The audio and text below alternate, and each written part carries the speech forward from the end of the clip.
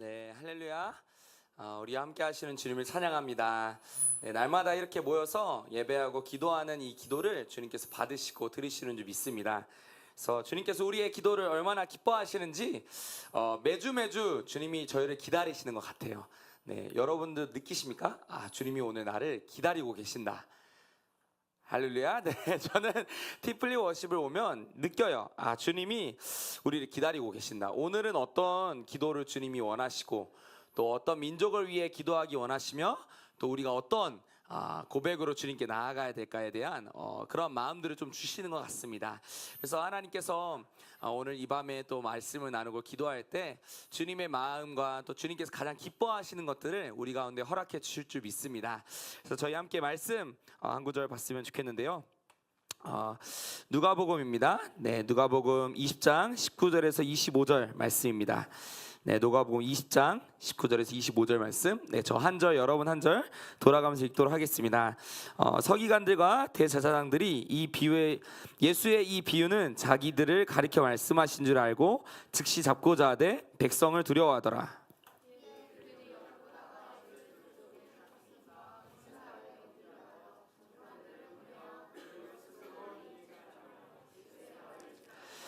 그들이 물어 이르되 선생님이여 우리가 아노니 당신은 바로 말씀하시고 가르치시며 사람을 외모로 취하지 아니하시고 오직 진리로서 하나님의 도를 가르치시나이다.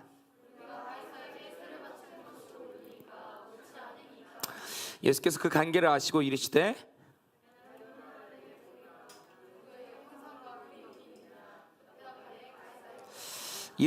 그런즉 가이사의 것은 가이사에게 하나님의 것은 하나님께 바치라 하시니 그들이 백성 앞에서 그의 말을 능히 책잡지 못하고 그의 대답을 놀랍게 여겨 침묵하니라.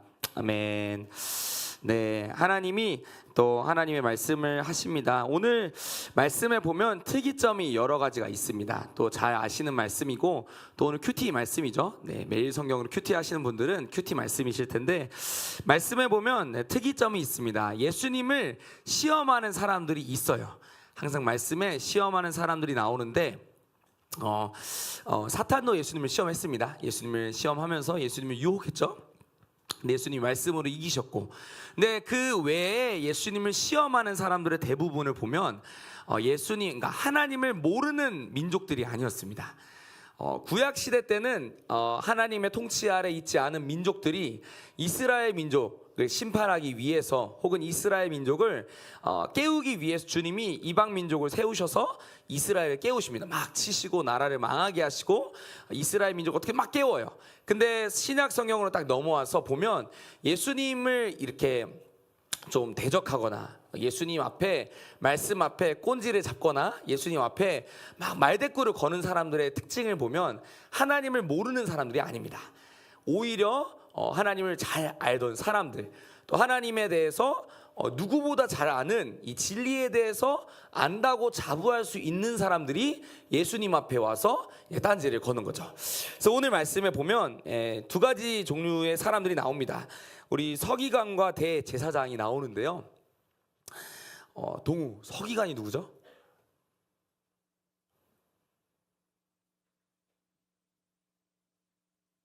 서기관. 네, 서기관. 우리 규민이 서기관이 누구죠? 네, 할렐루야. 네, 서기관이 누구죠? 적는 사람. 네, 좋죠. 네, 서기관은 정리를 막 해서 한 줄로 요약하면 종교적 그리고 법적인 전문가가 서기관입니다. 그래서 그 당시에 무엇을 이제 했냐면 성경 필사, 또 율법 해석, 그리고 교육 등 유대 사회의 종교적, 법적 체계에 큰 영향력을 끼친 사람이에요. 그러니까 이스라엘 민족에서는 서기관이 없었으면 안 됐습니다. 이 민족의 종교적인 어떤 체계를 잡고 또 이 민족의 율법을 알려줄 수 있는 사람이었던 거죠. 그러니까 예를 들어 누가 있었냐면 대표적으로 에스라 잘 아시잖아요. 느헤미야와 같이 이 말씀의 회복을 위해서 힘썼던 에스라가 서기관이었습니다. 서기관은 이스라엘 민족에서 너무 중요하고 또 누구보다 말씀을 잘 알았던 사람들이 서기관들이었습니다. 그리고 대제사장이죠. 네, 그냥 대제사장은 이름만 봐도 대단한 사람. 저 사람은 하나님 모를 수가 없어. 왜냐하면 제사하는 사람이잖아요. 그냥 제사장도 아니고 제사장 중에서도 대빵인 사람을 예수님이 말씀하시는데 이 두 가지 부류의 사람이 딱 와가지고 예수님한테 말씀을 거는 겁니다. 그러니까 하나님을 믿지 않는 사람이 아니라 오히려 하나님의 일을 하는 사람이 예수님을 시험하고 대적하는 이 모습들.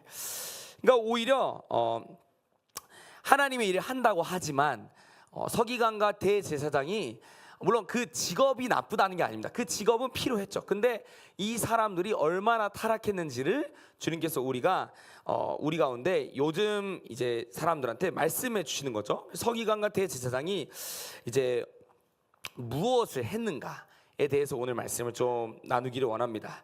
그래서 이 서기관과 대제사장은 인생의 전부가 지금으로 따지면 교회에서 있었겠죠. 인생의 전부를 들여서 하나님을 섬겼을 겁니다. 인생의 모든 시간을 들여서 하나님의 일을 한다고 했겠죠. 그래서 뭐 율법을 뭐 정리하던가 뭐를 하던 간에 그들은 종교적인 삶을 살았을 겁니다. 근데 이 사람들이 가장 중요시 했던 것들이 있어요. 그러니까 사람마다 가치관이 다 다르기 때문에 자기의 막 가치관에 따라서 살아가고 가치관의 어떤 이 중요 순위에 따라서 이것을 따라가게 되는데 서기관들은 뭘 가장 가치 있게 두었냐? 이 권위에 대해서 가장 가치 있게 두었다는 거예요. 하나님의 권위 또 사람 앞에서 누가 높고 낮냐가 그들한테 너무 중요했던 거예요. 이걸 어떻게 알 수 있냐면 누가복음 20장 1절에서 2절 말씀에 보면 나와 있습니다. 네, 짧으니까 함께 읽겠습니다. 하루는 예수께서 성전에서 백성을 가르치시며 복음을 전하실새 대제사장들과 서기관들이 장로들과 함께 가까이 와서 말하이르되 당신이 무슨 권위로 이런 일을 하는지 이 권위를 준 이가 누구인지 우리에게 말하라. 그러니까 그들에게 중요했던 건 뭐냐면 이 권위라는 거죠. 그러니까 서기관과 대제사장이 예수님 앞에 찾아오고 브레이크를 걸었던 이유 중에 첫 번째가 뭐냐면 예수님 말을 하는 거예요. 예수님 말에 능력이 있었습니다. 왜죠? 하나님의 아들이니까. 하나님의 능력이 막 고스란히 나타나는 거예요. 말하면 병든 자가 낫고 잃어버린 자 돌아오고 진짜 성경에 기록되어 있는 이 메시아적인 기적들이 막 일어나는 겁니다. 그러니까 제사장과 서기관들이 자기가 알던 이 성경과는 다른 어떤 맥락의 사람이 딱 와가지고 막 일을 행하고 다니는 겁니다. 그래서 이 사람들이 이제 이 권위로 무슨 일을 하냐? 그러니까 무슨 권위로 당신이 이거 하냐? 그러니까 이 사람들의 중심에는 사실 이 사람들의 인생에 가장 중요했던 건 권위의 목마름이었다는 거죠. 권위에 목말랐고 이 사람들은 인정받는 게 이 사람들의 가장 첫 번째 우선순위였습니다. 뭐 사람들에게 있어서도 인정을 받아야 되겠고 뭐 하나님에게도 인정받는 게 가장 중요했던 어쨌든 이 사람들에 있어서 가장 큰 중요했던 가치관은 권위였던 거죠. 근데 이제 이 사람들이 권위를 원래 하나님으로부터 그러니까 하나님의 권위 하나님이 인정해 주시는 게 가장 중요한데 어느샌가부터 서기관들과 이 대제사장들이 변질되기 시작했습니다. 변질되기 시작하고 이 사람들이 하나님의 권위 그리고 하나님이 인정해 주시는 것보다 사람들의 인정을 더 갈망하게 되면서부터 이 사람들이 타락하기 시작했던 거죠. 타락하면서 어떻게 됐냐? 하나님께 인정받는 게 아니라 사람한테 인정받는 게 너무나도 중요했던 겁니다. 사람들에게 인정받고 백성들이 우리를 몰아보고 백성들이 우리 가운데 어떤 눈치를 주는지가 이 사람들한테 너무나도 중요한 어떤 하나에 넘어갈 수 없는 게 되었던 거죠. 그래서 서기관들과 이 사람들을 보면서 예수님이 이제 평가하시는 것들이 있는데 좀 뒤에 보고 이 본질에 대해서 예수님이 막 터치하시는 겁니다. 서기관과 대제사장이 어떠한 문제점을 가지고 있고 이들의 신앙에 정말 깨어져야 할 부분이 무엇인지를 우리 주님께서 말씀을 통해서 한 명 한 명 이제 만나시면서 막 말씀해 주시는 거죠. 그래서 몇 가지가 있는지를 좀 말씀을 통해 찾아봤는데 크게는 이제 세 가지 이들의 신앙에 세 가지의 문제점이 있었습니다. 첫 번째는 뭐냐면 19절 말씀인데요. 19절 말씀 다시 한번 읽었으면 좋겠습니다. 19절 말씀 함께 읽겠습니다. 서기관들과 대제사장들이 예수의 이 비유는 자기들을 가리켜 말씀하신 줄 알고 즉시 잡고자 하되 백성을 두려워하였더라. 서기관과 대제사장은 말씀을 잘 아는 사람이었죠. 그리고 이 말씀에 반응할 줄 아는 사람이었습니다. 근데 이 말씀이 그러니까 그런 거죠. 이 말씀을 들었는데 이 말씀에 대해서 이 말씀이 우리를 향한, 그러니까 이 예수님이 쉽게 말해서 우리를 저격한다라는 걸 알았어요. 이 예수님이 말씀하신 그 전에 말씀했던 포도원에 대한 이 비유와 쭉쭉쭉 막 예수님이 막 서기관과 대제사장들을 쉽게 말해서 뭐 이렇게 돌려 까신 거죠. 막 돌려서 막 까신 거예요. 그들의 패역한 이 모습들, 그들의 진짜 종교인이라 말하지만 그들의 마음속 중심엔 하나님이 없다라는 것들을 예수님이 골고루 아주 다방면으로 입체적으로 하나하나 보여주셨습니다. 보여주셨는데 예수님이 말씀하시면서 뭘 말씀하십니까? 옳은 것에 대해서 말씀하신 거예요. 하나님의 말씀이 무엇인지, 그 말씀의 본질이 무엇인지를 막 말씀하시는 겁니다. 그렇게 말씀하시는데 그들이 예수님의 말씀을 들었는데 그 말씀에 사실 어떻게 반응하냐가 중요한 거거든요. 그러니까 이 말씀은 듣고 막 우리가 어떻게 그 말씀에 반응하냐가 사실 우리 신앙인들에게 가장 중요한 논점입니다. 이 말씀을 듣고 이 말씀에 동의를 하며 회개하는 사람이 있는가 하면, 말씀을 듣고 난 저렇지 않은데 라고 생각하고 그렇지 않다고 생각하며 말씀을 오히려 듣지 않는 사람들이 있다라는 거죠. 근데 이 서기관과 대제사장들은 말씀을 읽고 그러니까 말씀을 듣고 말씀 앞에 엎드리고 깨지고 이게 아니라 자신의 경험, 또 자신의 지식, 자신의 어떠함이 더 크니까 말씀이 들어와도 들어오지 않는 겁니다. 말씀이 들어와도 엎드릴 수가 없는 거죠. 자신의 교만한 생각들, 자신의 어떠함, 그러니까 자신이 하나님을 안다라는 어떠함 때문에 이들은 엎드릴 수가 없었습니다.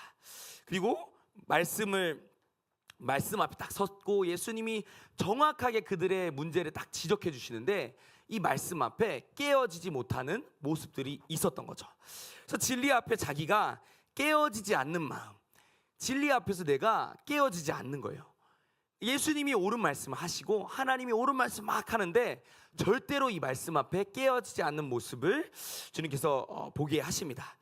요즘 이제 미래 세대를 보고 또 요즘 신앙인들을 보면 가장 큰 문제가 이거죠. 모든 기준이 하나님의 말씀이 되지 않는 문제.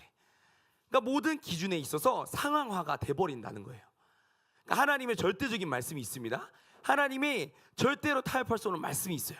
근데 이거를 막 이상한 신학자들이, 자유주의 신학자들이 막 이거를 흩뜨려 놓으면서 사람들의 기준과 가치관이 흔들리기 시작한 겁니다. 그래서 이 절대적인 말씀, 그래서 말씀이 기준이고 말씀 앞에 우리가 회개해야 되는 거죠. 말씀이 노라고 했을 때 우리가 거기에 대해서 회개를 해야 되면 그 말씀을 들으면 우리는 당연히 회개를 해야 되는 겁니다. 우리가 틀렸다는 걸 인정해야 되는 거죠. 근데 요즘 시대 청년들과 청소년들 보면 어떻습니까? 물론 여기 있는 분들은 안 그렇지만 이 말씀을 자기 멋대로 해석하는 거죠. 이 말씀의 기준을 자기의 인생에 가장 좋은 대로 해석하고 자기 인생에서 가장 좋은 구절만 뽑아 쓰고 내 인생에 손해가 되지 않는 부분들만 적용하는. 그래서 말씀을 보면 항상 좋은 거예요. 말씀을 보면 항상 달콤하고 말씀을 보면 항상 나에게 유익만 되는 겁니다. 근데 사실 신앙을 우리가 가지고 주님의 길을 걸어가시는 분들은 다 아시다시피 말씀은 사실 달콤하지만도 말씀은 두 날의 양날의 검입니다. 말씀은 살아있고 활력이 있어서 우리의 모든 혼과 육과 골수와 모든 것들을 찔러 쪼개는 능력인 거죠. 그래서 저는 말씀 볼 때마다 어떨 때는 단데 어떨 때는 너무 무서운 거예요. 말씀을 보면 딱 나잖아요. 주님이 나한테 저격하시고 계셔. 오늘 큐티, 저희 간사들끼리 계속 아침에 큐티합니다. 큐티하면서 막 나눔을 하는데 저희가 원래 큐티를 막 이 새벽 기도하는 말씀 본문으로 막 진행을 했었어요. 근데 이제 최근에 매일 성경으로 저희가 바꾸면서 말씀을 묵상하는데 주님이 매일매일 신실하게 저격을 하시는 거예요. 신실하게 막 우리를 향해서 보여주시는 겁니다. 우리의 마음의 그 상태를. 그러니까 저희가 뭐 잘못하고 있다 말하는 게 아니고요. 열심히 하고 있어요. 죽도록 하고 있습니다. 기도하고 막 애쓰고 있는데 주님이 보여주시는 거죠. 너의 마음의 중심에 무엇이 있냐. 그리고 말씀해 주시는 거죠. 그래서 저는 아침 큐티 시간이 너무 소망함이 되면서도 또 막 기대감이 되면서도 간사님들의 나눔에 귀를 기울이게 되는 거예요. 아, 하나님이 오늘 저분한테 무엇을 저격하셨을까? 막 간사님들이 되게 솔직하거든요. 솔직해요. 막 저희가 나이스한 것만 나누지 않습니다. 제가 오늘 이 말씀을 보는데 제가 죄인입니다. 막 이렇게 나누시는 분들도 있고, 저희가 말씀을 보면서 찔러 쪼개는 거죠. 근데 요즘 청년들, 요즘 미래 세대들 찔러 쪼개는 말씀을 사모합니까? 그렇지 않는 모습들이 너무 많은 거예요. 나를 찔러 쪼개는 말씀, 나를 찔러 쪼개고 나를 괴롭게 하는 말씀을 오히려 내가 거기 가운데 가서 찔러 쪼개지고 주님 앞에 회개를 해야 되는데, 이 주님의 말씀 앞에 하는 태도가 다른 거죠. 주님 말씀이 오라. 근데 내가 틀렸어? 이걸 안 듣던가. 뭐 제사장과 서기관처럼 안 듣던가. 이거를 자기 좋을 대로만 해석하는 이러한 세대 가운데 우리 주님께서 그 주님의 말씀 앞에 바로 반응하는 세대를 깨우시기 원하시는 줄 믿습니다. 그래서 주님의 말씀이 달건 쓰던 상관없이 하나님께서 나를 찔러 쪼개실 때 우리가 찔러 쪼개져야 된다는 거죠.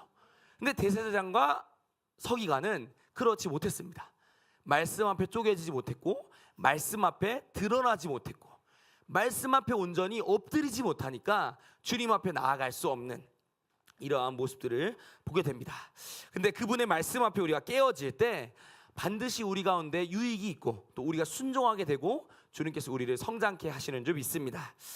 그래서 첫 번째로는 진리 앞에 자기가 깨어지지 않는 모습들을 보시며 주님이 찌르시는 거죠. 계속 막 이렇게 대화하시며 막 찌르시는데, 두 번째 뭐냐면 이 19절의 동일한 말씀에 바로 뒤에 있습니다.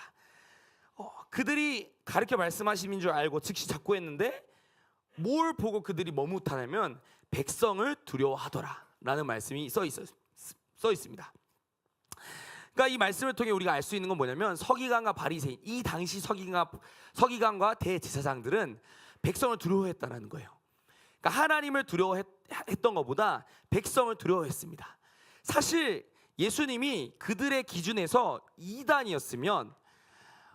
이단이었고 하나님이 말씀하신 것에 대해서 배반하고 반역하는 사람이었으면 사실 그들이 즉시로 잡아들였어야죠. 그 정도의 신앙에 열심이 있고 그 정도 이게 맞다라는 어떤 확신이 있었으면 그들은 반드시 그렇게 했어야 됐습니다. 왜? 그들은 하나님을 섬기는 사람들이었으니까. 이게 틀렸어요? 그럼 당연하게 틀렸다고 말을 해야 되는데 이들이 누굴 두려워합니까? 백성을 두려워했습니다. 백성의 모습들을 두려워하고 백성이 분위기를 두려워하고 사람들의 어떤 마음들을 두려워했던 이 사람들의 마음, 그러니까 이들은 엄청난 인본주의적인 사람들이었던 거죠. 신본주의라고 말하고 신본주의, 우리가 하나님을 섬긴다 말하지만 이들의 눈에 가장 두려웠던 건 하나님이 아니었습니다. 백성들, 이들이 나를 뭐라고 생각하는가. 왜 그러냐면 누가복음 20장 이 45절에서 47절 말씀을 보면 알 수가 있는데요. 한 절씩 돌아가겠습니다. 저부터 읽겠습니다. 모든 백성이 들을 때 예수께서 그 제자들에게 이르시되,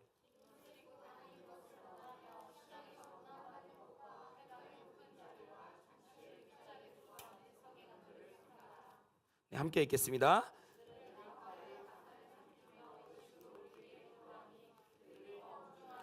받으리라 하시니라. 아멘. 그러니까 예수님이 이 서기관과 이 대제사장을 만난 다음에 마지막에 뭘 말씀하시냐면 서기관에 대한 이 마음들을 딱 보시는데 뭐라고 말씀하시냐면 평가를 긴 옷을 입고 다니는 것을 원한다. 그러니까 그들은 긴 옷을 입고 다니는 것을 원하고 시장에서 문안받는 것을 원하고 회당의 높은 자리와 잔치의 윗자리를 좋아하는 서기관들. 그러니까 예수님이 딱 마음을 중심 보신 거예요. 얘네는 인본주의적이야. 얘네는 사람의 어떤 인정만 원해. 얘네는 진짜 하나님 경외하는 사람 아니야. 걔네 조심해라 라고 말씀하시는 거죠. 근데 이 사람들이 또 어떻게 합니까? 과부의 가상을 삼키고 외식으로 길게 기도하는, 그러니까 보이기만을 좋아하는 거죠. 종교적 행위, 사람들이 어떤 인정해주는 종교적 행위 앞에서 이것만 열심히 하지 참된 이들의 본질 앞에는 예수님 딱 이 사람들의 마음의 중심을 딱 보셨을 때는 하나님이 없는 모습을 보시고 이렇게 말씀을 하셨습니다. 여러분 마음의 중심에는 누가 계십니까? 여러분은 어떤 사람이십니까? 하나님의 말씀이 아니다라고 했을 때 두 가지의 반응의 사람이 있겠죠. 사람이 하나님이 아니다 했는데 사람들의 눈치를 보면서 생각하는 거예요. 아니 그래도 이런 부분이 있지 않을까? 그러니까 하나님이 분명히 X, 노라고 말했는데 그래도 이런 부분이 있지 않을까? 라는 생각이 드는 순간 그 사람은 바로 인본주의적인 세계관이 아주 깔려있는 사람인 거죠. 왜요? 하나님이 아니라고 말했는데 거기다 대고 생각하는 거예요. 하나님이 노라고 분명하게 말했는데 거기다 대고 생각하는 겁니다. 하나님의 기준에서 이거는 절대 안 된다고 말했는데 거기다 대고 계속 이상한 거를 들여와서 설명하고 해석하고 싫은 말이죠. 말도 안 되는 근거를 가지고 토르다는 사람들. 근데 또 어떤 사람이 있겠습니까? 하나님이 아니다라 말했을 때 그 누가 나를 왕따시키고 나를 핍박하고 나를 죽이던 아닌 거 아니라고 말씀하면서 따라가는 사람이 있겠죠. 여러분은 두 부류의 사람 중에 어떤 사람이 되십니까? 또 어떤 사람이 되시길 소망하십니까? 우리는 반드시 두 번째 부류의 사람이 되어야 되는 줄 믿습니다. 사람을 두려워하는 게 아닌 거죠. 사람의 눈치를 보는 게 아닌 겁니다. 그러니까 어떤 다수의 의견에 맞춰서 내 신앙을 유지하는 게 아니라 어떤 다수의 의견에 맞춰서 내가 예배하고 예배 안 할 걸 결정하는 게 아니라 눈치 보지 않는 거예요. 왜요? 하나님이 원하시니까. 눈치 보지 않는 거예요. 왜요? 하나님이 아니라고 말했으니까. 그리고 우리는 분명하게 말할 수 있는 주님의 사람들이 되었으면 좋겠습니다. 우리는 하나님의 말씀이라는 절대 기준으로 살아가는 그리스도인인 줄 믿습니다. 그리고 우리 가운데는 이 기준이 회복돼야 되는 거죠. 절대 진리, 하나님의 절대 진리, 이 말씀의 가치가, 말씀의 권위가 우리 가운데 회복되기를 소망합니다. 그래서 사람들이 이건 아닐까 저건 아닐까 말할 때 분명하게 말해주는 사람들이 됐으면 좋겠어요. 시대가 가면 갈수록 진리를 따르는 사람들은 불리해질 겁니다. 우리의 입지가 좁아질 거예요. 우리는 구석에 몰릴 겁니다. 왜요? 성경이 그렇게 증언하거든요. 그러니까 성경은 한 번도 진리를 따르는 사람들이 많아질 거야. 진리를 좁은 길에 가는 사람들이 많아져서 너네가 수적으로 우세하니까 아주 쉬울 거야. 이렇게 말씀하신 적 한 번도 없습니다. 주님의 말씀은 진리를 따라가는 사람들 항상 구석에 몰리게 돼요. 진리를 따라가는 사람들 항상 소수가 됩니다.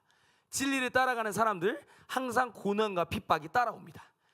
근데도 그럼에도 불구하고 우리가 진리의 말씀을 지켜야 되는 이유는 우리의 기준이 하나님의 말씀이 되기 때문인 줄 믿습니다. 그래서 끝까지 주님의 말씀을 붙들고 달려가는 그러한 주님의 사람들이 이 시대 가운데 필요합니다. 그냥 입만 살아가지고 말하는데 그러니까 은혜스러운 사람이 있잖아요. 저 사람이 말하면 은혜스럽고 저 사람이 말하면 뭔가 다 맞는 것 같고 저 사람이 말하면 뭔가 다 있을 법한, 근데 그러한 사람이 중요한 게 아니라는 거죠. 말 못해도 괜찮습니다. 저희가 다 말을 못하잖아요. 네, 괜찮습니다. 진리의 말씀이 우리 가운데 거할 때 하나님께서 반드시 우리 가운데 승리의 깃발을 허락하시고 또 하나님 나라의 거룩한 영광을 허락하실 줄 믿습니다. 두 번째는 이제 그 마음의 중심인 거죠. 사람들의 눈치를 보는 인본주의적 마음을 주님께서 지탄하시고, 또 세 번째 뭐냐면 가이사의 것과 하나님의 것을 나누는 이중적인 삶과 신앙에 대한 오류와 잘못이 있습니다. 왜냐하면 그들이 질문합니다. 그들은 멍청이가 아니었어요. 그들은 똑똑했습니다. 그들은 아주 그 당시에 하나님의 일을 하는 사람들의 어떤 지성의 집합체였겠죠. 왜냐하면 말씀을 읽고 연구하고 이 말씀에 대해서 주석을 달고 설명해 줬던 사람들이니까 이 사람들이 결코 멍청이가 아니었을 거란 말이에요. 근데 이들이 질문합니다. 뭐라고 질문합니까? 20절에 보니까 그들 스스로 의인인 체 하면서 예수의 말을 책잡으려고 고도의 어떤 심리에 막 질문을 던진 거예요. 고도의 정치적인 것들을 엮어가지고 그때 당시에 어떤 로마 이 가이사랴를 엮어가지고 예수님한테 질문을 딱 던졌습니다. 예수님이 yes or no에 대한 질문을 하게끔 던진 거예요. yes를 하면 yes 했다고 뭐라 할 거고, no를 하면 no라 했다고 뭐라 할 거를 다 생각해 놓고 질문을 딱 던졌습니다. 근데 예수님은 또 딴 말 하시는 거죠. 그 대답에 정확하게 대답을 안 하시며 본질을 꿰뚫는 대답을 딱 하시는 모습. 그러니까 예수님을 매장시키려고 어떻게든 이 정치권이 우리 말고 바리새인과 이 사두개인들 또 이 서기관들과 대제사장들이 백성들한테 욕먹는 거 말고 이 정치권이 그냥 예수라는 사람을 잡아갈 수 있도록 설계를 다 해서 예수님한테 질문을 딱 던진 거죠. 뭐라고 합니까? 이 동전 보십시오. 누가 그려져 있습니까? 가이사라가 그려져 있지. 이거 어떻게 해야 됩니까? 물어보는 거예요. 22절에 가이사에게 세를 바치는 게 옳습니까? 옳지 않습니까? 그러니까 사실 이들이 원했던 대답은 옳다 혹은 아니다였어요. 그러니까 예수님이 뭐라 대답하십니까? 보여라. 이 누구의 형상과 글이 여기 있느냐 말씀하시고 25절에 가이사의 것은 가이사에게 하나님의 것은 하나님에게 바쳐라 라는 본질적인 대답을 하십니다. 가이사의 것이라고 생각하는 게 있다라는 거예요. 사람들 안에 가이사의 것, 세상의 것이라고 생각하고 기준을 잡고 살아가는 이런 기준들이 있고 하나님의 것이라고 생각하는 기준들이 있었다라는 거죠. 그 사람들 안에는 근데 예수님이 막 이제 말씀하시면서 하나님의 것은 하나님께 드려야 된다라고 말씀하시는 거예요. 하나님께 뭐죠? 자매님 인생에 하나님의 것이 뭐예요? 잘 모르겠어요? 교민이의 인생에 하나님의 것이 무엇입니까?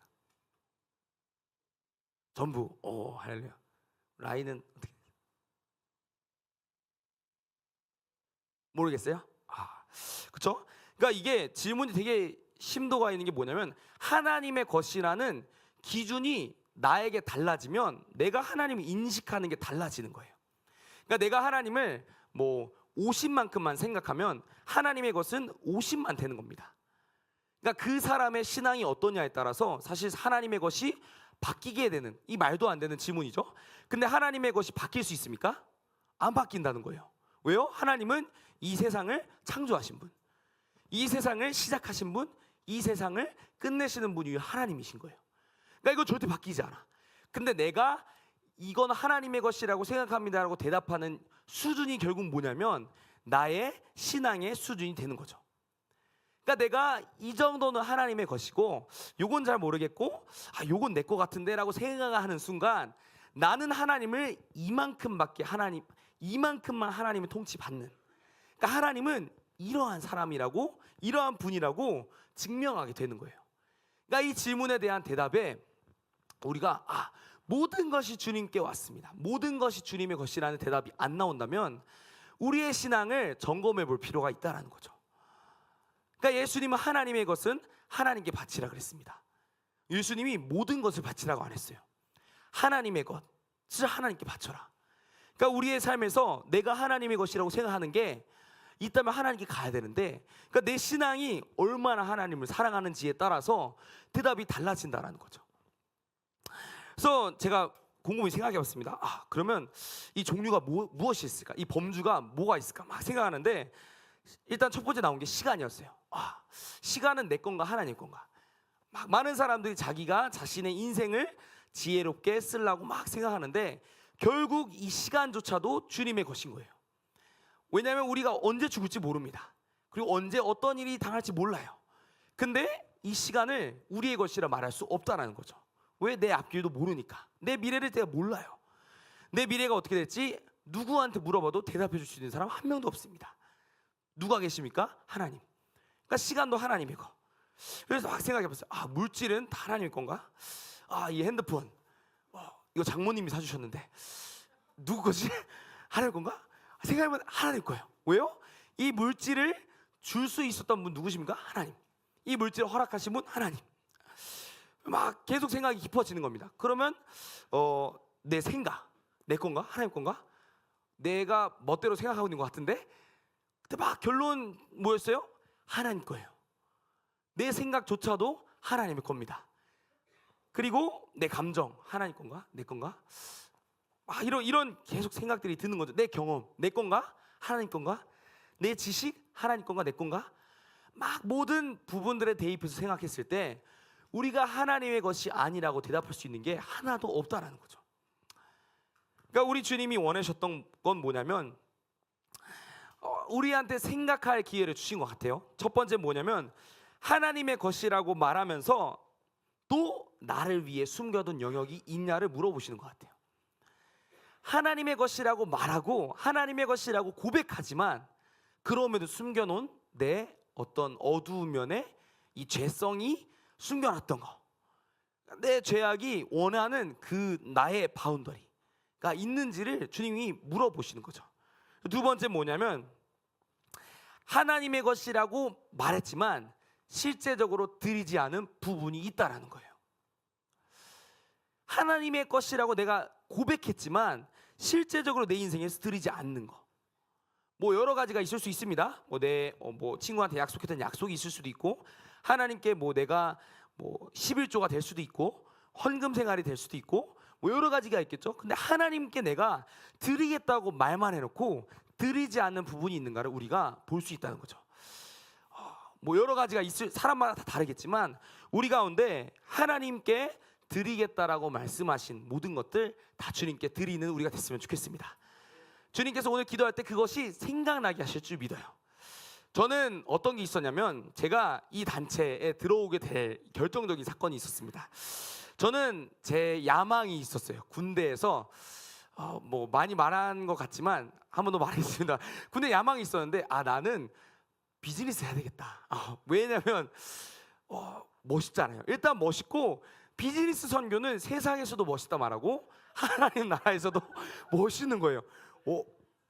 괜찮아 보여. 뭔가 어떤 굉장히 타락한 생각이죠. 비즈니스 선교하시는 분들 제가 뭐라 하는 게 아니라 제 안에 비즈니스 선교에 대한 결론이 그렇게 져 있었습니다. 근데 이제 막 그렇게 해서 제가 원래 사우디아라비아에 가려고 만반의 준비를 다 하고 부모님께도 부모님 제가 사우디를 가야겠습니다.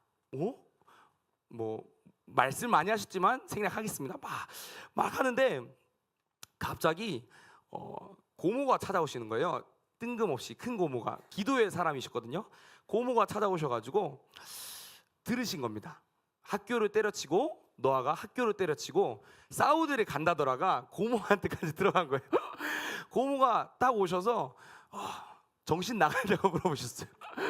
그러시면서 말씀하신 게 뭐냐면 그게 하나님의 뜻이 아니면 나는 그 사역과 사업 망하도록 기도하겠다. 기도하신 거, 말씀하신 거예요. 제가 혈기가 왕성했습니다. 그러시라고 하나님이 나에게 말씀하셨다고. 말씀 안 하셨는데 막 말한 거죠. 질 수 없으니까. 왜? 나 가야 돼. 가고 싶어. 그리고 나는 이 야망을 이루고 싶어라는 마음의 어떤 이런 게 있었어요. 그래서 선교사님한테도 제가 사우디 가야겠습니다. 비전이 있습니다. 막 말씀하셨는데 노아야 니는 머리가 안 돼서 안 돼. 막 이거부터 시작해서 너랑 비즈니스 안 맞아부터 시작해서 막 말리셨는데 아무도 저를 꺾을 수 없었어요. 저는 가겠다라고 했는데 첫 FMC가 예배가 막 들어줘야 되는데 첫 FMC 때 막 예배를 드리고 있었습니다. 그때는 코로나 시절이라서 다 줌이었거든요. 참여해서 다 줌이고 옆 앞에 이 정도 사람도 없었어요. 10명도 없었다. 10명도 없었는데 다 줌으로 하니까 전 누구랑 예배 드립니까? 카메라랑 예배 드리는 거예요. 예배팀, 카메라, 미디어팀 끝.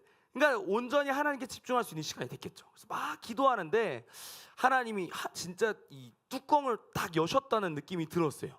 뭔가 오늘 밤 큰일 났다.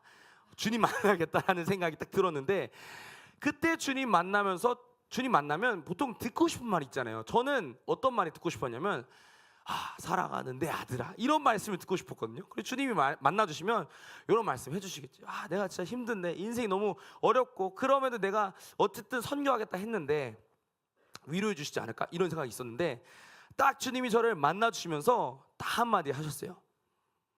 내놔. 당황스럽죠. 이 정확하게 뭐라 말씀하셨냐면 네가 나한테 약속한 이 서원 어디 갔냐라고 물어보셨어요. 제가 그때 충격에 빠졌습니다. 저는 비즈니스 선교한다고 난리치고 있잖아요. 막 하고 있는데 주님이 어떤 장면이 생각나게 하셨냐면 제가 고등학교 3학년 때 제가 어떻게 인생을 살아야 할지 몰라가지고 이 전세대 기도회를 갔습니다. 가서 한 형제 저랑 친한 친구랑 두 손을 잡고 둘이 울면서 기도했어요. 막 울면서 기도하는 주님 우리가 어떻게 살아야겠어 막 기도하는데 이 한국교회 미래 세대를 위해서 기도할 때 막 눈물 흘리면서 둘 다 기도한 거죠. 뭐라고 기도했냐면 주님 우리가 선교사를 하건 목회자를 하건 어쨌든 이 세대를 위해서 생명 들여 섬기겠습니다. 이거를 제가 그때 딱 뵙고 그 은혜가 사라진 순간이 있잖아요. 싹 사라졌을 때 잊은 거예요. 머릿속에서 잊은 거예요. 제 소원을. 근데 몇 년 뒤죠? 몇 년, 한 5년? 6년 뒤에 주님이 딱 나타나셔가지고 네가 나한테 말한 이 소원 갚아라. 저 이제 충격받았습니다. 그러니까 하나님이 우리의 모든 기도를 들으신다라는 거죠. 그러니까 우리가 하나님의 것이라 말했지만 드리지 않은 게 있다면 오늘 밤 우리가 다시 한번 주님께 드리며 정말 주님의 온전한 것이 되었으면 좋겠습니다. 그리고 마지막으로는 이런 게 있을 수 있겠죠. 아무의 것도 아닌 것 같은 느낌이 드는 부분들, 애매한 부분들을 보면서 이거 하나님의 것도 아닌 부분인 것 같고 내 것도 아닌 부분인 것 같지만 슬쩍 나를 위해서 사용하는 거예요. 슬쩍 내 유익을 위해 사용하는 모든 부분들을 보시며 주님이 물어보신 겁니다. 말씀하신 겁니다. 하나님의 것을 하나님께 바쳐라. 그러니까 이걸 듣는 사람들, 우리 입장에서는 이런 질문들이 드는 거예요. 내 기준에서 하나님의 것이 뭐지? 내 인생에서 하나님의 것 뭐지? 막 재정립이 되는 겁니다. 저도 오늘 말씀을 보면서 하나님, 내가 믿는 이 하나님의 소유의 범위가 어디까지지? 내 인생에서 나는 하나님의 것이라고 어느 바운더리까지 내가 인정하고 있지? 혹여나 내가 하나님의 것이라고 말하지 않는 바운더리가 있나? 막 보게 되더라고요. 근데 정말 있는 거예요. 내 바운더리가 있는 이 모습을 보면서 정말 주님이 하나님의 것은 하나님께 받기 원하시는구나 라는 마음들을 주셨습니다. 그래서 우리의 삶, 우리의 생각, 우리의 시간, 우리의 모든 것이 다 주님의 것인 줄 믿습니다. 그러니까 주님의 통치를 받아야 되는 거죠. 예수님의 사람, 하나님의 소유인 사람은 반드시 하나님의 통치를 받아야 되는 줄 믿습니다. 그리고 우리가 소망하는 게 뭡니까? 하나님 나라. 어떤 나라입니까? 그분의 영원한 통치가 있는 곳이에요. 그분의 영원한 법의 기준대로 살아가는 곳이 하나님 나라라는 거죠. 그러니까 하나님 나라가 그냥 기쁘고 즐거운 곳이라고만 생각했다면 어쩌면 우리 가운데 깨어진 생각이 있는 겁니다. 이슬람 모험이 있습니까? 천국이 어떤 곳이에요? 하나님이 안 계셔요. 하나님이 안 계시고 자녀 남자한테 몇 명이었죠? 72명의 여자를 막 줍니다. 처녀를 주고 젖과 꿀이 흐르는 땅. 그래서 한쪽에는 술이 흐릅니다. 막 이런 땅이 이슬람의 천국권 아닙니까? 근데 우리가 믿는, 그리고 우리가 가야 될 곳은 영원한 하나님께서 통치하는 그곳이라는 거죠. 그러니까 우리가 소망하는 건 결국 하나님의 통치입니다. 그러니까 그렇기 때문에 우리가 이 땅에서 받아야 될 것, 우리가 마땅히 주님 앞에 우리의 것이 아니고 하나님의 것입니다 고백해야 되는 이유는 뭐냐면 우리가 결국 소망하는 건 영원한 하나님 나라의 통치인 줄 믿습니다. 그래서 우리가 어떠한 것도 우리의 것을 주장할 수가 없는 거죠. 내가 뼈 빠지게 모았던 돈이라고 할지언정 주님께서 이걸 여기다 써야 된다 말씀하시면 거기다 써야 되는 거죠. 이게 그리스도인 아닙니까? 그러니까 제 친구들이 막 저랑 막 이야기하면서 막 이야기를 합니다. 근데 제가 대학생 때까지 한 번도 제 통장에 10만 원이 넘어본 적이 없었어요. 근데 그걸 보면서 이제 친구들이 말하는 겁니다. 그지야. 그지야. 그지야. 근데 저는 한 번도 막 못 먹고 다닌 적 없었거든요. 그렇다고 제가 막 빌부터 다니고 그런 적이 없었습니다. 근데 그러니까 항상 돈이 들어오면 주님이 말씀해 주시더라고요. 이거는 얘 거야. 그래서 막 쓰는 겁니다. 5만 원을 누가 후원해 주셨어요? 5만 원이 주님 말씀해 주시더라고요. 진짜 저는 말씀해 주시기 바랍니다. 여러분의 모든 재정 가운데 좀 말씀해 주시기 바랍니다. 저는 막 주님 말씀해 주시는 거예요. 예를 들어 이런 거죠. 막 후원이 들어왔습니다. 갑자기 기도하는데 규민이가 생각나는 거예요. 배고팔. 막 저기서 규민이가 쌤 순대국밥 먹고 싶어요. 막 이런 게 생각나는 겁니다. 막 달려가서 규민아 밥 먹자. 이게 되는 겁니다. 근데 주님이 말씀해 주시더라고요. 그러니까 우리의 모든 재정, 모든 시간, 모든 영역에 주님의 통치가 있어야 되는 겁니다. 그래서 우리가 결국 어떠한 것도 우리의 것이라고 말할 수 없고, 그리고 그 주님께서 그 영원한 나라의 가치를 우리 가운데 허락해 주셨기 때문에 우리의 것 없어도 되는 거죠. 왜요? 하나님은 이미 모든 것을 우리한테 주셨기 때문에. 갈라디아서 2장 20절에 보면은 뭐라 나옵니까? 네, 함께 읽겠습니다. 시작. 내가 그리스도와 함께 십자가에 못 박혔나니 그런즉 이제는 내가 사는 것이 아니요 오직 내 안에 그리스도께서 사시는 것이라. 이제 내가 육체 가운데 사는 것은 나를 사랑하사 나를 위하여 자기 자신을 버리신 하나님의 아들을 믿는 믿음 안에서 사는 것이라. 아멘. 근데 그리스도인의 삶이 무엇입니까? 십자가 지신 예수님이 내 안에 산다라는 거예요. 그러니까 더 이상 나는 없다라는 겁니다. 우리는 죽은 거예요. 죽은 자가 소유가 있습니까? 없어요. 죽은 자는 소유할 수 없어요. 그러니까 원래 우리의 것도 아니었지만 우리가 죽는 순간 우리는 소유할 수도 없는 존재가 되는 겁니다. 그게 그리스도인이고 그게 믿음의 사람의 인생인데, 사람들은 계속 이 믿음의 삶을 통해서 자신의 소유를 쌓고 싶어만 하는 거죠. 엄청난 모순이죠. 근데 주님이 뭐라 말씀하십니까? 내가 육체 가운데 사는 이유가 있다라는 거예요. 갈라디아서에 육체 가운데 사는 이유는 뭐냐면 나를 사랑하사 나를 위하여 자기 자신을 버리신 하나님의 아들을 믿는 믿음 안에서 사는 것이라. 그분을 믿는 거죠. 그분의 뭘 믿겠습니까? 그분이 우리를 통치하시고 그분이 우리의 전부가 되시고 그분의 나라가 올 거다. 그분의 통치, 그분의 영원한 나라가 임할 거다라는 이 믿음이 우리 가운데 부어지기를 소망합니다. 그래서 가끔 가다 보면 올인하는 사람들을 보고 멋있다라고 말하는 경향이 있어요.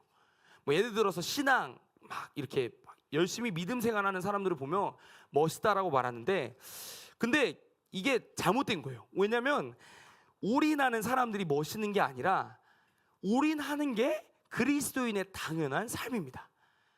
우리가 예수님 앞에서 모든 것을 드릴 수밖에 없어요. 사실 이것도 웃긴 거죠. 원래 하나님 건데 우리가 뭘 드려요? 애초에 하나님 건데 뭘 드리겠습니까? 그냥 하나님 거예요. 그냥 이게 인정되고 그게 그냥 우리의 삶인데, 사람들 안에 어쩌면 자기가 놓고 싶지 않은 그 바운더리가 있는 거죠. 이만큼은 내가 양보할 수 없는 거예요. 이만큼은 내가 용납할 수 없는 거고, 요만큼은 내가 주님 앞에 포기할 수 없는 겁니다. 내 거가 되고 싶은 거예요. 그러니까 내가 하나님이 되고 싶은 거예요. 결론적으로 하나님의 100% 통치하심이 아니라 100% 중에서 내 거를 취하고 싶은 마음이 우리 가운데 있는 겁니다. 근데 우리가 그 모든 모습들이 정말 그리스도로 깨어졌으면 좋겠습니다. 정말 주님 안에서 내 것이 하나도 없는 거죠. 주님 안에서 내가 내 것이라고 말할 수 없는 그 삶, 엄청난 행복한 삶, 엄청난 영광이 있는 삶을 우리가 살았으면 좋겠습니다. 우리는 하나님의 소유입니다. 우리는 하나님의 것입니다. 우리의 인생 전체가 하나님의 것이었고 하나님의 것이고 하나님의 것이 될 줄 믿습니다. 그렇기 때문에 우리가 전도하고 선교하는 이유가 엄청 심플한 거예요. 내가 기쁘기 때문에, 내가 이걸 하면서 유익이기 때문에, 아니요. 그냥 우리의 전부가 되신 하나님이 기뻐하시기 때문에 하는 거죠. 그게 그냥 단순한 우리의 유일한 이유입니다. 우리가 모든 민족에 가야 되는 이유, 우리가 모든 민족에 복음을 증거해야 되는 이유, 너무 간단한 거예요. 우리의 전부 되신 하나님이 그 나라가 오려면, 그 약속의 말씀이 이루어지려면 모든 민족에게 복음이 증거돼야 되기 때문에 이것 외에 다른 어떠한 건 없습니다. 그러니까 주님이 그 민족을 그냥 사랑하기 때문에 우리가 섬기는 거지, 내 안에 주님, 제가 주님의 비전을 받았기 때문에 이런 게 없다라는 거죠. 선교와 전도 이런 건 우리가 특별한 주님의 부르심을 받았기 때문에 동참하는 게 아니라 주님의 나라가 있습니다. 그 영원한 통치의 나라가 임하게 되는 그날, 그날이 이루어지기까지 선교의 역사가 이루어지고 있고, 그 선교의 역사가 뭡니까? 하나님께서 행하시는 놀라운 역사들이 완성되는 걸 우리 가운데 보여주시기 원하신다는 거죠. 그래서 우리가 열심히 죽도록 막 밤스쿨 막 동원하면서 친구들 데리고 오고 싶은 이유가 뭐예요? 데려오면은 칭찬해 줍니까? 와, 잘했어요. 다음에 한 명 더. 이렇게 칭찬해 줍니까? 데려오면은 뭐 돈을 줍니까? 와, 잘하셨어요. 이번 월급, 이번 달 상반기 몇백만 원 줍니까? 우리한테 떨어지는 거 하나도 없어요. 우리한테 좋은 거 하나도 없어요. 근데 왜 우리가 이걸 하고 있냐라는 거예요.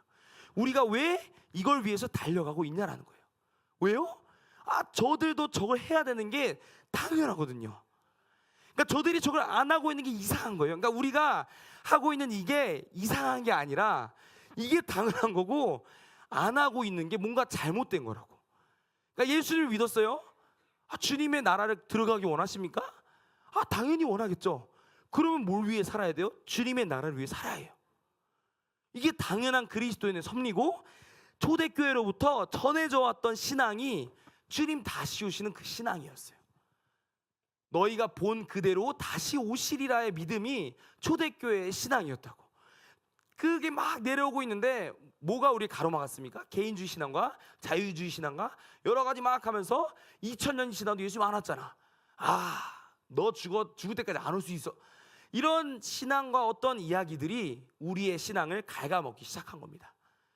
그래서 어떻게 됩니까? 전부 하나님께 드리지 않아도 되는 신앙이 괜찮아지는 거죠. 전부 하나님께 올인하지 않아도, 전부 하나님께 속하지 않아도 유지될 수 있는 신앙이 되어버린 겁니다.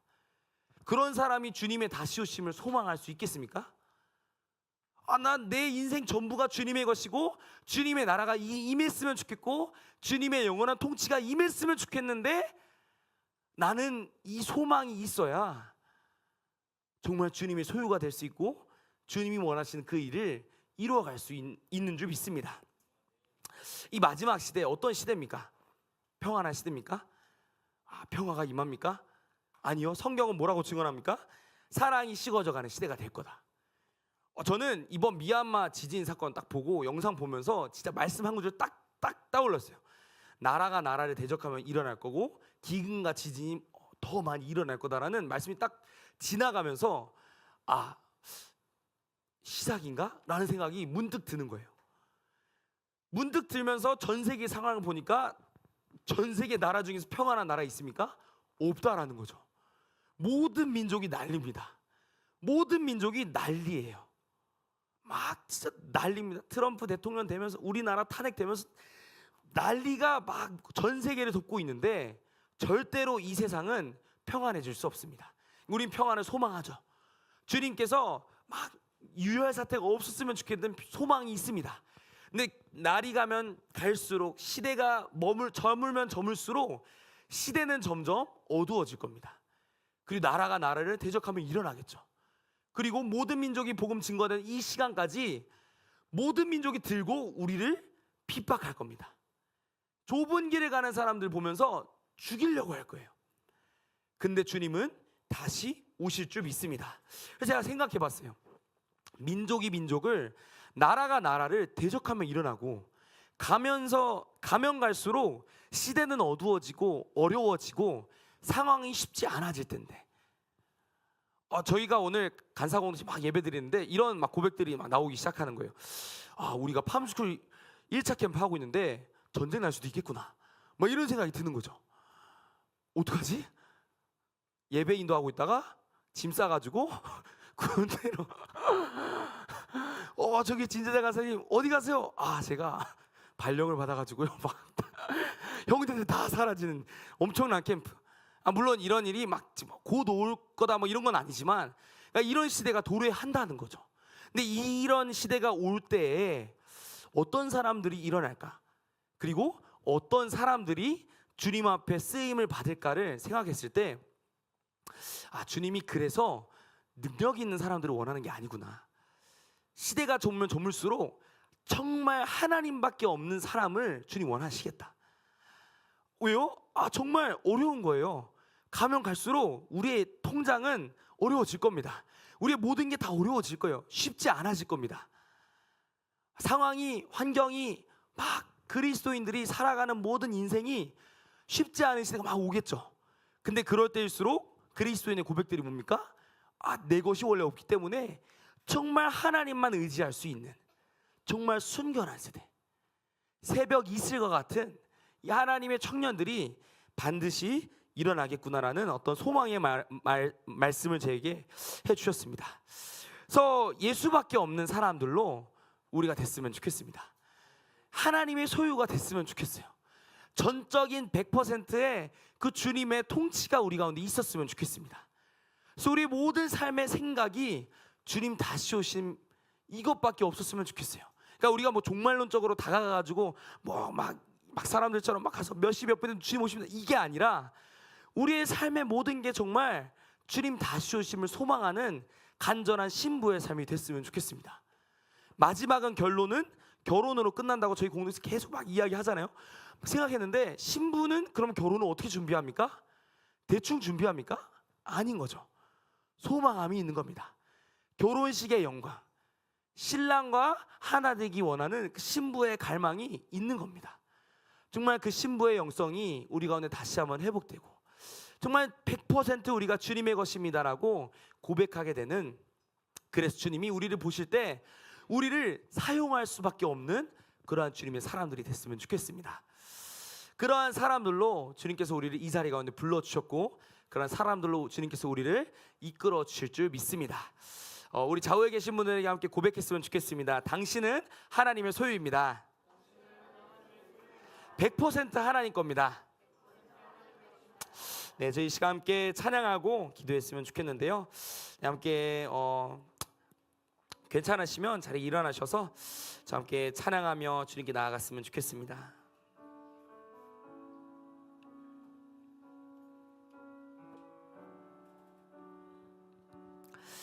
온 땅의 모든 만물 주님 기다리네. 나무들은 기뻐 손뼉치리. 산들도 주님 앞에 굽혀 절하며 메마른 땅 위에 꽃은 피리라. 온 땅에 모든 만물 주님 기다리네. 나무들은 기뻐 손뼉치리. 산들도 주님 앞에 굽혀 절하며 메마른 땅 위에 꽃은 피리라. 주가 진 실로 석희 어린이 주님 오심을 만물이 보리라. 주가 진 실로 석희 어린이 주님 오심을 만물이 보리라. 고백합니다. 온 성도 모두 함께 주님 기다리네. 주 보혈이 우리 씻으셨네.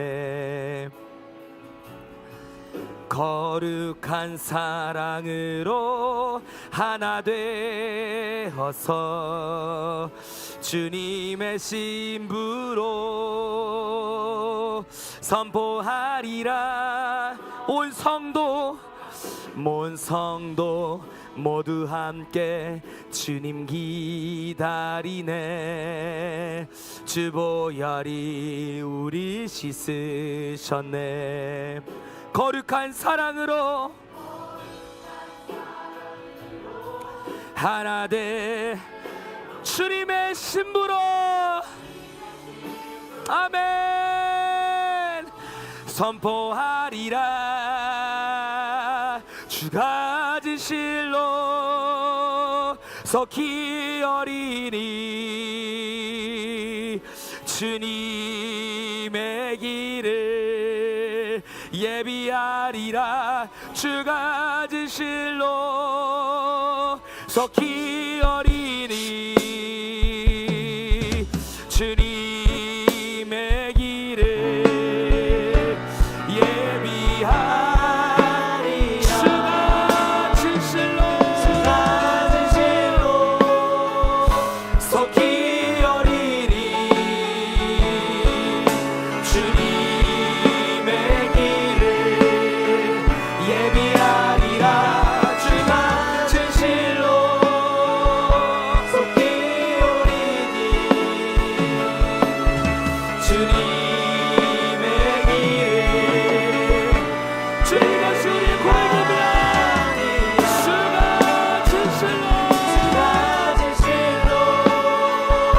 속히 오리니 주님의 길을 예비하리라 가지시로 속히 오리니 주님의 길을 예비하 선포합니다. 온 세상 모든 민족 온 세상 모든 민족 주님 기다리네 열방은 그 발 아래 엎드려 찬양합니다. 예수는 그리스도 만유의 주님 모든 소리로 가 선포하리라 모든 민족 온 세상 모든 민족 주님 기다리네 열방은 그 발 아래 엎드려 예수는 그리스도 만유의 주님 모든 소리로 가 선포하리라 왕이 오시네 왕이 오시네 영광의 주님이 다시 오시네 왕이 오시네 왕이 오시네 그 영광 보기로 통치하시네 왕이 오시네 왕이 오시네 영광의 주님이 다시 오시니 왕이 오시네 왕이 오시네 리언과 공의로 통치하 예수는 그리스도 만유의 주님 모든 소리 높여 예수는 그리스도 만유의 주님 교회야 찬양하라 열방이야 찬양하라 예수는 그리스도 만유의 아멘 모든 소리 높여 선포하리라 왕이 오시네 왕이 오시네 영광의 주님이 다시 오시니 왕이 오시네 왕이 오시네 그 영광 보기로 통치하시 왕이 오시네 왕이 오시네 왕이 오시네 영광의 주님이 다시 오시니 왕이 오시네 왕이 오시네 그 영광 보기로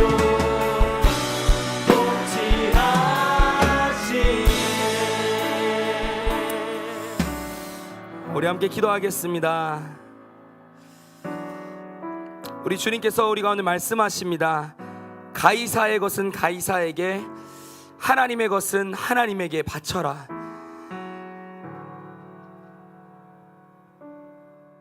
주님 우리가 하나님의 것입니다. 우리의 삶이 우리의 생각이 우리의 모든 물질과 시간과 주님 그냥 나라는 존재 자체가 주님의 것입니다. 하나님 우리 안에 하나님의 것이라 말했지만 아직도 나의 것을 구했던 모든 마음들이 있습니까? 혹여나 주님 앞에 드리겠다 말했지만 아직 주님 앞에 드리지 않은 것 있습니까? 하나님 우리가 이 시간 온전히 주님의 것이 되기를 원합니다. 주님, 우리 가운데 말씀하여 주시고 생각나게 하시고 온전히 주님의 것이 될 수 있도록 주여 우리를 주님의 소유로 받아 주시옵소서. 우리가 주님의 소유입니다. 우리가 온전한 주님의 소유입니다. 주여 우리를 받아 주시옵소서. 함께 기도하겠습니다. 주여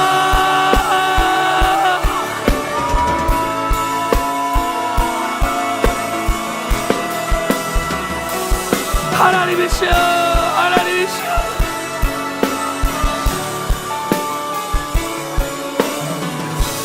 주님 우리의 것이라 생각했던 모든 것들,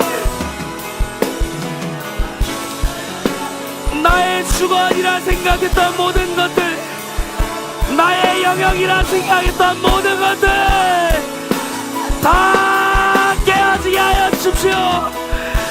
다 주님의 것입니다. 다 주님의 것입니다. 아버지여, 아버지여,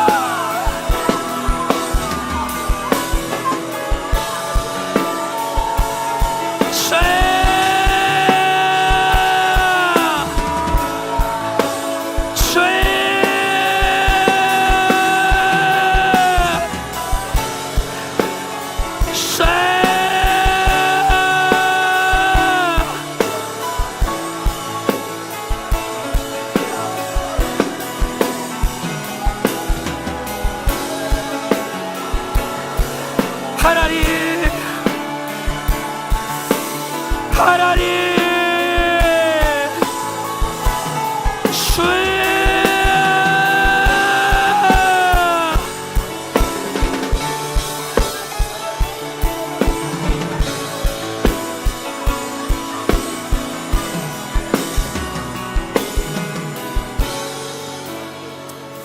한 번 더 기도하겠습니다. 주님, 우리가 나라와 민족을 위해 기도합니다. 우리가 이 나라의 민족과 이 민족의 운명을 알 수 없지만, 미래를 알 수 없고 예측할 수 없지만, 분명한 것은 우리 하나님이 우리 민족을 사랑하십니다. 주님, 반드시 우리 민족 가운데 하나님의 언약을 성취케 하시고, 하나님 반드시 하나님이 우리 민족 가운데 약속하신 거룩한 선교의 비전을 이루게 하실 줄 믿습니다. 하나님, 그 방법이 어떠한 방법이든 상관없습니다. 주님, 살려주십시오. 하나님, 이 나라 이 민족을 살려주십시오. 하나님, 온전히 주님의 소유가 되게 하여 주십시오. 우리의 것이라 생각했던 모든 영역들은 다 무너지게 하여 주시고, 이 민족과 이 나라와 이 나라의 교회가 온전히 주님의 다시 오심을 위해 쓰임받는 교회가 되게 하여 주옵소서. 함께 기도하겠습니다.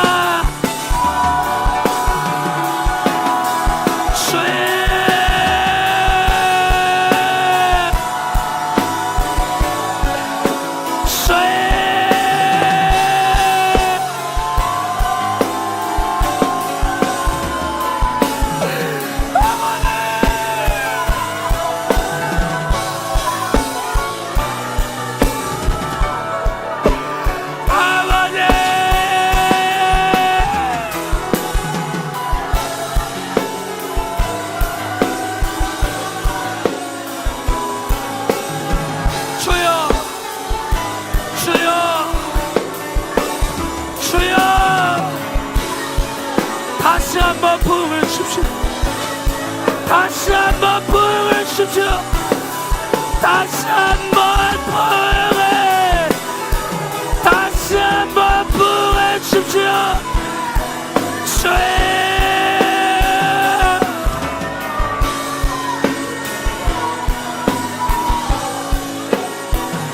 아버지여, 아버지여,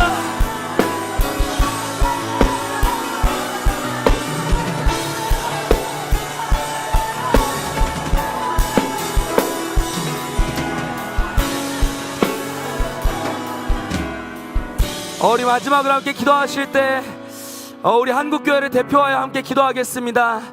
하나님, 부흥을 주십시오. 하나님, 부흥을 주십시오.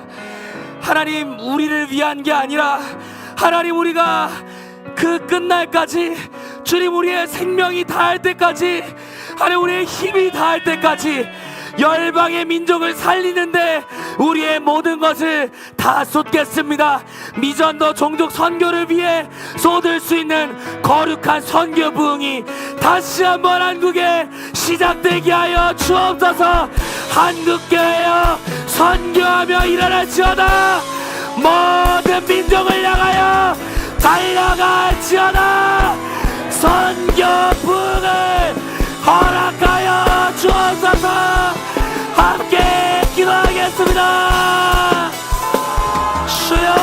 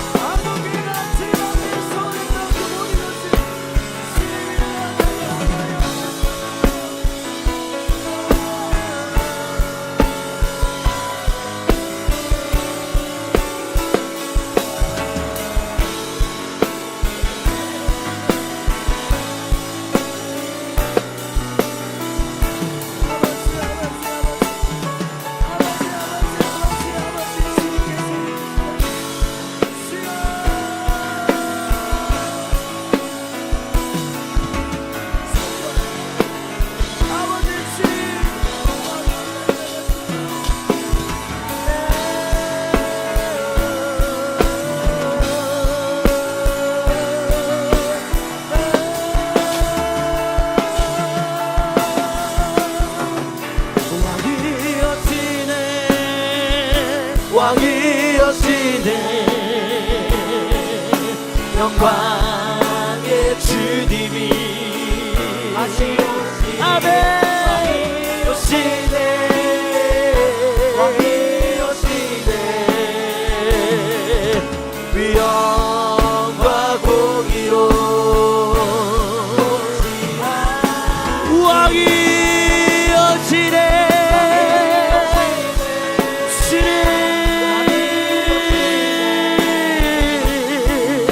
영광의 주님이 다시 오시리. 왕이 오시네,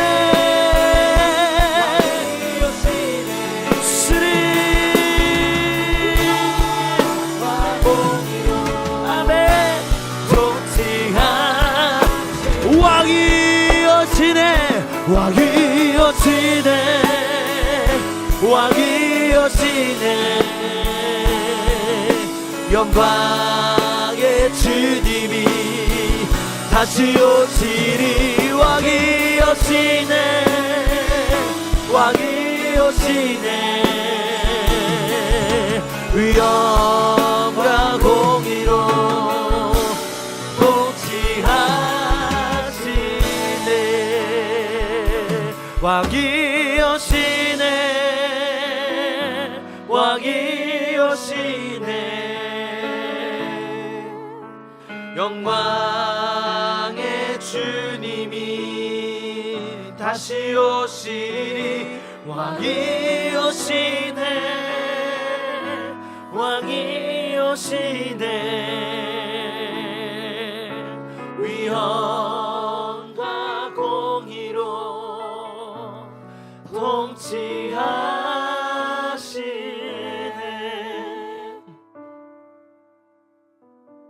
하나님, 우리의 모든 삶이 주님의 것입니다. 하나님, 우리 한국교회의 주인이 오직 주님이십니다.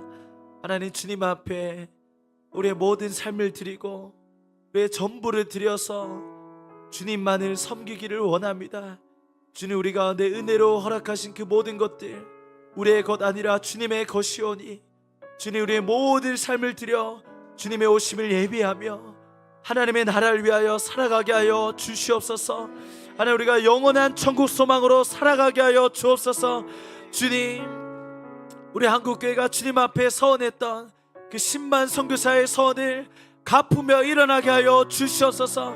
다시 한번 모든 민족으로 모든 열방으로 주의 복음을 증거하며 주시기를 예배하는 거룩한 교회로, 거룩한 민족으로 다시 한번 일어나게 하여 주시옵소서. 우리를 통하여 모든 민족 가운데 다시 오실 우리 주님을 찬양합니다. 감사드리며 다시 오실 왕 우리 주 예수 그리스도의 이름으로 함께 기도드립니다. 아멘.